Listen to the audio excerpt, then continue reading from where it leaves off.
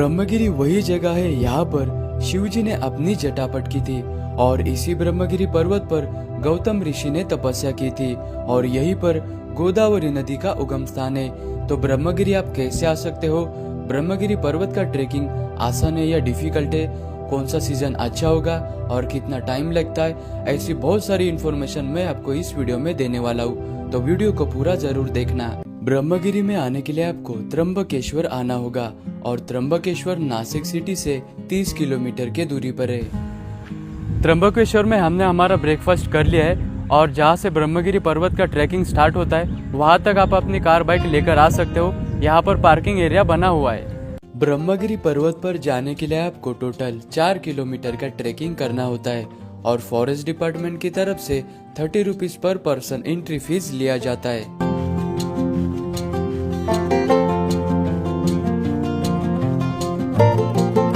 और रास्ते से जाते वक्त आपको आपके आसपास में हरा भरा नेचर नजर आता है और ठंडी ठंडी हवाएं चलती रहती है। ऐसा मौसम आपको मानसून के सीजन में ही मिलता है और जो पर्वत पर जाने वाला रास्ता है वो बहुत ही अच्छे कंडीशन में बना हुआ है और आपको ऐसे छोटे छोटे दुकान नजर आएंगे।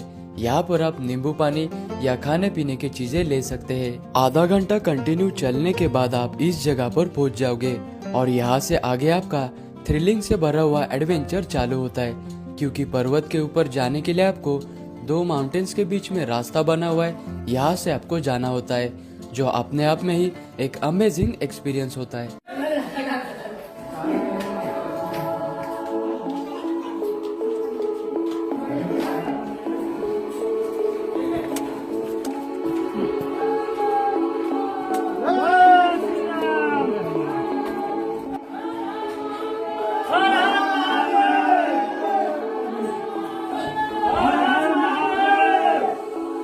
और इसी जगह पर बहुत सारे बंदर है। बंदर से बचने के लिए अपने पास एक लकड़ी जरूर रखना। अगर आपके पास बैग है तो बैग आप आगे ले लेना। और मानसून के सीजन में ये वाला पैच थोड़ा सा डेंजरस हो जाता है, क्योंकि बारिश की वजह से गीला होने के कारण आप स्लिप भी हो सकते हैं। तो आपने सेफ्टी का ख्याल जरूर रखना।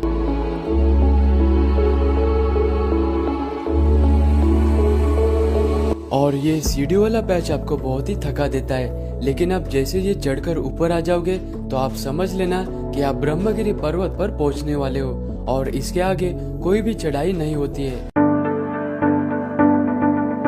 फाइनली हम ब्रह्मगिरी पर्वत पर पहुंच चुके और पार्किंग एरिया से ट्रैकिंग करते हुए ब्रह्मगिरी पर्वत तक आने के लिए हमें टोटल 1.5 घंटे का समय लगा। अभी हम आ चुके हैं गोदावरी नदी के उगम स्थान पर। इसी जगह पर गौतम ऋषि ने तपस्या करके गोदावरी नदी का उगम किया था, जिसे गौतमी गंगा भी कहते हैं। इस जगह की यह मान्यता है कि भगवान गणेश जी गाय का रूप लेकर गौतम ऋषि के खेत में चले गए और गौतम ऋषि के खेत के आधे धान खा गए। यह सब घटना नारद मुनि ने देख ली और नारद मुनि ने गौतम ऋषि जी को जाकर बता दिया और गौतम ऋषि जी ने गुस्से में आकर गौ हत्या कर दी। इस तरह गौतम ऋषि जी से गौ हत्या का पातक हुआ और गौतम ऋषि जी को पछतावा हुआ, तो वो शिव जी के पास हेल्प मांगने चले गए। तो शिव जी ने उनको उपाय बताया कि आप इस जगह पर 12 साल तपस्या करो। तो वैसे ही इस जगह पर गौतम ऋषि जी ने 12 साल तक तपस्या की थी और यहीं पर गोदावरी नदी का उगम स्थान है और यहीं पर अहिल्या और वैतरणी नदी का भी उगम स्थान है। और आपको ये जो कुंड नजर आ रहा है, इसी कुंड के अंदर गोदावरी नदी का मेन उगम स्थान है। चाहे बारिश हो या फिर कड़कती धूप, ये पानी कभी भी खत्म नहीं होता।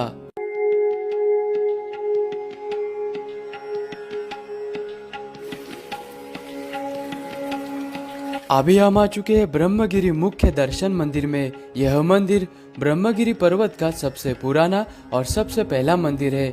इस मंदिर के अंदर एक गौमुख है और यह मंदिर शिव जी को समर्पित है।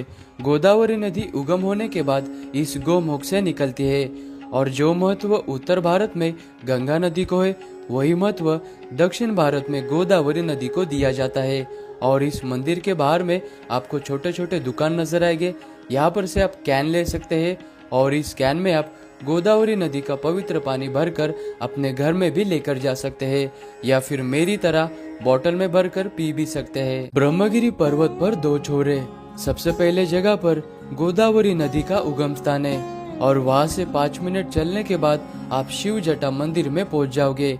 यहीं पर शिव जी ने अपनी जटा पटकी थी। गोदावरी नदी उगम होने के बाद इस गोमुख से निकलने के बाद इस वलयकुंड में लुप्त हो रही थी।